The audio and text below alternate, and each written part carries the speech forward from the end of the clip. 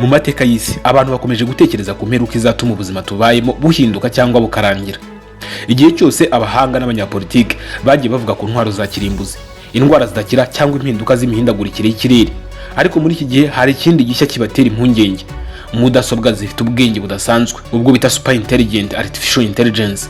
Abahanga benshi barimo Stephen Hawking na Elon Musk bemeza ko iki gishobora kuba igihombo gikomeye ku buzima bwa muntu kurusha intwaro za kirimbuzi niba kidacungwa neza. Iki cyegeranyo kirasesengura uburyo iyo mperuka ishobora kugenda, ingaruka zayo n'impamvu tugomba gutekereza ku buryo bwo kwikumira. Ibaze nawe biramutse bibaye muri iyi si, maze amakuru yose abitse mu ibanga muri za mudasobwa akinjirwamo mu kanya gato cyane nk'ako guhumbya hakoreshejwe za mudasobwa z'ibihangange. Iki nicyo bamwe bita umunsi w'imperuka ushingiye kuri izo mudasobwa zikoresha ikoranabuhanga rizwi nka quantum. Kugira ngo ubyumve neza, mudasobwa z'ibihangange zikoresha ikoranabuhanga rya quantum zikora ku buryo butandukanye na za mudasobwa tuzi zatangiye gukorwa mu kinyejana gishize. Ku rupapuro izi mudasobwa zisiga inshuro nyinshi mu kwihuta za mudasobwa dukoresha muri kino gihe. Ibi rero bisobanuye ko mudasobwa zisanzwe byazitwara igihe kirekire cyane kubonera igisubizo ibibazo by'insobe kandi bitwara igihe kinini, nko kumena urukuta rurinze amakuru y'ibanga abitse muri mudasobwa, aho usanga kugira ngo ubigereho ugomba kugerageza kunyura mu nzira zibarirwa muri za miliyari nyinshi. Mudasobwa isanzwe byayitwara imyaka myinshi cyane kugira ngo ibashe kumena urwo rukuta. Kubishobora nabyo ni ikindi kibazo.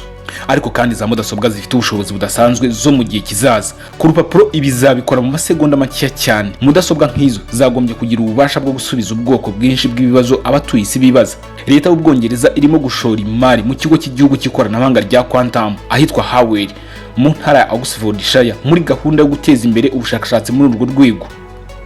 Abajura bo kuri interineti, hari ibihugu bimwe birimo Amerika, Ubushinwa, Uburusiya n'Ubwongereza birimo gushyira ingufu nyinshi no gushora amafaranga menshi cyane mu gukora za mudasobwa nk'izi zifite ubushobozi buhambaye bwo kunyaruka cyane kandi biteye ubwoba.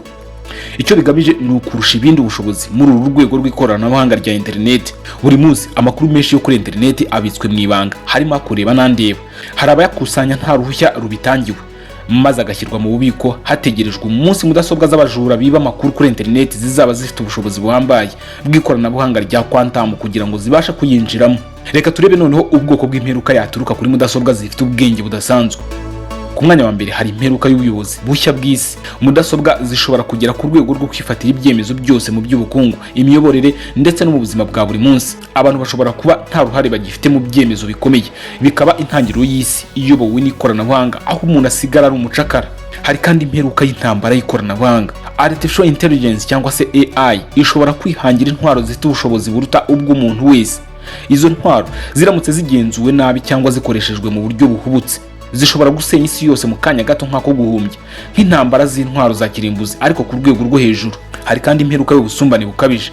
Mudasobwa zifite ubushobozi budasanzwe zishobora kugirwa ibikoresho n'abahanga cyangwa ibihugu bike, bikabyara ubusumbane bukabije ku isi. Abatunze ubwo buhanga bashobora guhinduka abami b'isi, abandi bakabura uburenganzira bwo kwihitiramo icyo bashaka. Imperuka y'impinduka ridakuka ry'imibereho. Si ngombwa ko ari ugusenya gusa, mudasobwa zishobora guhindura ubuzima bwacu mu buryo budasanzwe ku buryo abantu batakiyumva nk'abantu. Ibyo byagereranywa n'uko twabaho mu isi y'udashobora gusobanurwa nk'iyi dusanzwe tumenyereye. Impamvu zishobora gutuma noneho imperuka iterwa na artificial intelligence: hari ubushobozi budafite imipaka. AI ishobora gukusanya no gusobanura amakuru menshi kurusha abantu bose ku isi mu kanya gato nk'ako guhumbya. Hari kandi kutagira indangagaciro z'umuntu. Mudasobwa ntiziyumvamo imbabazi, urukundo cyangwa impuhwe.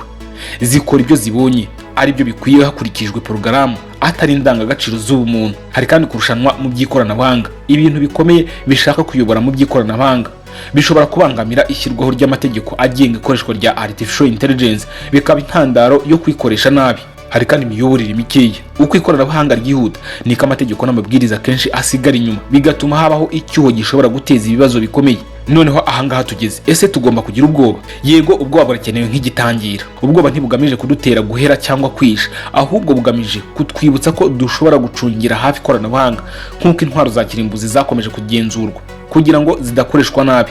Ni ngombwa ko AI cyangwa se artificial intelligence nayo igenzurwa mu buryo bukomeye. Ariko kandi ubwoba ntibukwiye nanone kuducogoza. Mudasobwa zifite ubwenge bushobora kudufasha mu buryo bukomeye gukemura ibibazo by'indwara, kurengera ibidukikije no guteza imbere ubumenyi.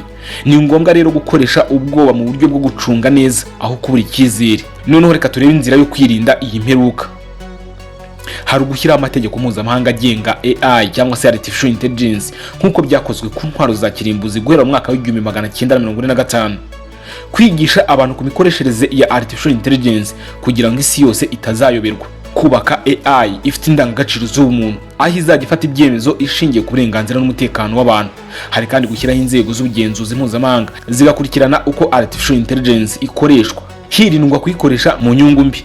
Hari Owen, umuyobozi ushinzwe iteganyamigambi mu kigo cya Post Quantum, agira ati ibintu byose dukora kuri interineti ubu ngubu birimo guhaha, kubika no kubikuza muri banki, kuganira ku mbuga nkoranyambaga, ibyo dukora byose kuri interineti biba birinzwe mu ibanga.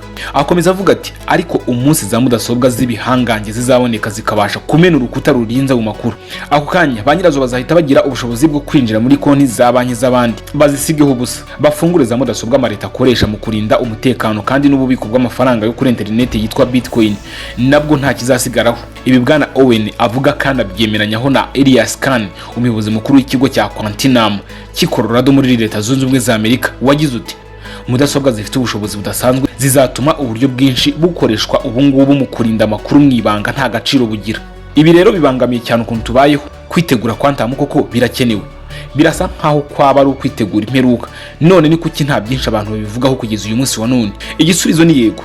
Umwe mu bayobozi bo muri leta y'Ubwongereza utarashatse ko izina rye rimenyekana avuga ko hatagize igikorwa hashobora kuba ibintu bibi cyane. Hashize imyaka abantu bagerageza kwitegura. Mu Bwongereza amakuru yose ya leta afatwa nk'ibanga rikomeye, barangije kuyahisha cyane bakoresha uburyo bushya. Abashakashatsi bavuga ko izo mudasobwa zifite ubushobozi buhambaye zitazabasha kwinjiramo. Ibigo by'ikoranabuhanga bikomeye cyane nka Google, Microsoft, Intel na IBM birimo gushaka ibisubizo, ndetse n'ibindi bigo bikurikirana cyane iri koranabuhanga rya Quantum na Post Quantum. Kandi cy'ingenzi nuko ubu harimo kwerekana ibisa n'ubuhanga bwo kurinda amakuru kuri internet bwakoreshwa nyuma y'umwaduko w'izo mudasobwa zifite ubushobozi buhambaye cyane. Byabereye ku kigo cy'igihugu gishinzwe ubumenyi na tekinoloji NIST usohotse gato i Washington DC.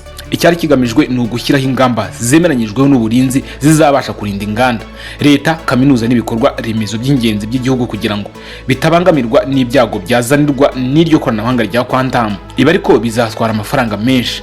Ikoranabuhanga ryo muri mudasobwa zifite ubushobozi ndashyikirwa rirahenze, riravunanye kandi rikenera umuriro w'amashanyarazi mwinshi. Gushyira muri bene izo za mudasobwa uburyo bwa Quantum budateje ikibazo ni kimwe mu bintu bigoye kugeraho ku bijyanye n'umutekano wo muri za mudasobwa muri kino gihe tugezemo. Ariko impungenge zivuga ko kwicara ntihagire icyo umuntu abikoraho ntacyo byaba bimaze. Imperuka yaturukaga kuri mudasobwa zifite ubushobozi budasanzwe si inkuru yo mu masengesho cyangwa mu bitekerezo by'abashushanya gusa. Ni amahirwe n'akaga bikomeye igihe kimwe. Niba idacunzwe neza ishobora kuba inkuru isatira filimi zo muri Hollywood yuzuye amayeri, ibanga n'ihinduka ridasanzwe mu isi. Ariko kandi niba twarabashije kuyobora iri koranabuhanga mu mucyo no mu rukundo rw'ubumuntu, rishobora kudufasha gukemura ibibazo bikomeye isi ifite. Icyo gihe ubwoba ntibuzaba impamvu yo gutinya imperuka, ahubwo buzaba isoko yo guhanga ejo hazaza heza. Nk'ibisanzwe niwe mwumvaga mu kiganiro cya siyanse n'ibikomeje guhishwa kuri iri koranabuhanga riri kuzamuka ku muvuduko utarigeze ubaho na mbere mu binyejana byose byatambutse, aho impungenge ari zose kuba birebera mu mboni za kure ku ngaruka bishobora kugira ku kiremwa muntu mu binyejana biri imbere. Ndabashimiye, mugire ibihe byiza aho muri hose mu bice bitandukanye by'isi.